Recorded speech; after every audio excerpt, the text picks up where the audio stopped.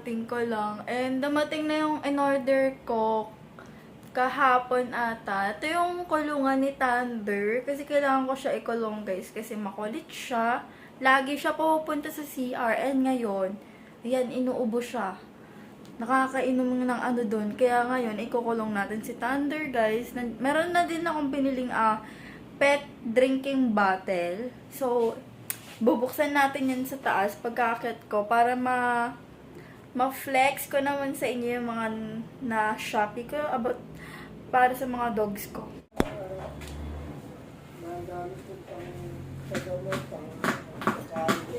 Mag-inom.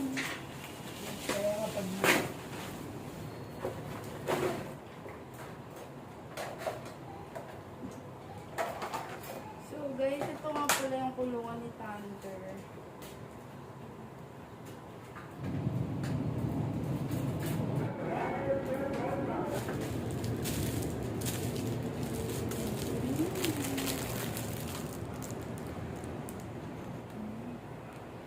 Kailangan ko nga pala i-check si Autumn guys kasi nga nakita ko sila na nag-uubo. Like, sa tao nga may pertussis. Sa hayop din meron guys mga whooping cough, yung border telepertussis yung tawag doon.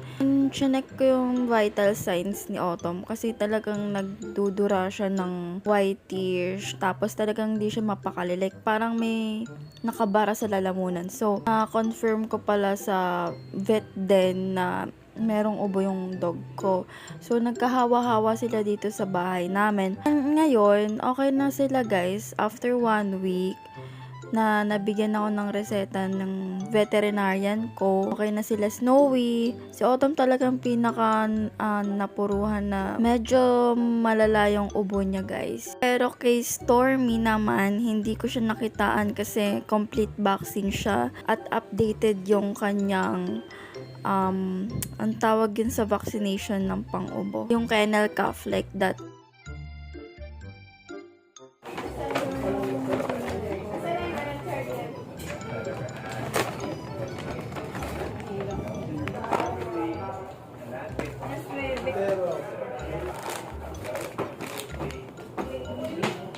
So, ito nga pala yung nabili ko sa Shopee. Nakalink po dyan sa ating description. Itong new cage ni Stormy, guys. Pinapabukas ko lang sa aming boy itong malaking parcel ko. Galing doon. At ang alam ko is 1.3 siya. Pero yung nabayad ko doon dahil ginamit ko yung card ko, guys. Naging 1.6. Ang galing nga.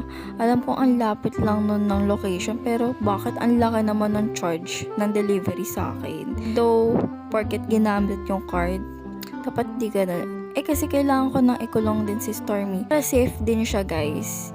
Kahit naman updated yung vaccine niya. So, yan. Inaasikaso ko na yung new cage niya, ina-assemble ko. Kasi yung boy namin hindi siya marunong mag-assemble neto. So, ako na lang, kahit walang instruction na binigay sa akin sa box na yon. Pero at least, nag-chat ako sa binilhan ko at pinadala naman nila ako ng video. Although, natapos ko na tong i-assemble. Ito na nga pala yung itsura ng cage niya pagkatapos natin i-assemble. Tingnan niyo si Stormy guys, sobrang bored. Pero nung first day niya sa cage niya, sobrang ingay, tahol ng tahol. Ngayon, sanay na siya. At ayan yung pinaka nagustuhan ko, malaking space sa bukasan dyan sa ibabaw. At meron din siyang pet drinking bottle sa gilid. Ayan, mineral water pa yan guys. At meron ding lusutan ng food niya dyan sa maliit na gate. Kala niya lalabas siya guys. At ayan, medyo matibay naman yung kanyang grills dyan sa ating cage. Kaya ayun, okay naman. So, nagpa-check din kami kay Snowy kasi nga malalaya rin yung ubo niya. At nabigyan din kami ng antibiotics guys. A few moments later.